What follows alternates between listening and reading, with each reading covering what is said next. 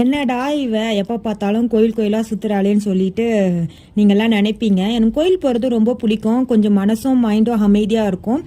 அதனால் நான் கோயில் போவேன். இந்த கோயிலுக்கு நான் ஏன் ஸ்பெசிஃபிக்காக வந்தேன்னா, இந்த கோயிலில் வந்து கும்பாபிஷேகம் முடிஞ்சு வந்து ஒரு ஒன் வீக் மேலே தான் ஆகுது. ஸோ அதுக்காக போகணும்னு சொல்லி நான் ஸ்பெசிஃபிக்காக வந்தேன்.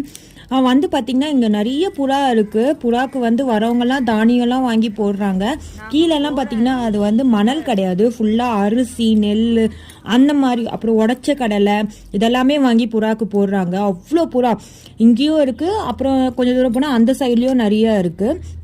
நாங்கள் சாமியெல்லாம் பார்த்துட்டு நாங்கள் வெளியே வந்துட்டோம். சாமி பார்க்குறதுக்கே பார்த்தீங்கன்னா ஒரு 1/2 hour ஆச்சு. ஏன்னா நாங்கள் போன டைம் வந்து அஃப்கோர்ஸ் உங்களுக்கு எல்லாருக்குமே தெரியும், நாங்கள் வந்து 11 மணி 12 மணிக்கு தான் எப்பயுமே போவோம். அந்த டைம் போனாலும் உச்சக்கால பூஜை நடந்தனால கொஞ்சம் வெயிட் பண்ணி வச்சிட்டாங்க. ஸோ ஒரு 1/2 hour கிட்ட ஆச்சு. வீட்டுக்கு கிளம்புற வழியில் ஒரு ஜூஸ் மட்டும் குடித்தோம். இந்த வீடியோ உங்களுக்கு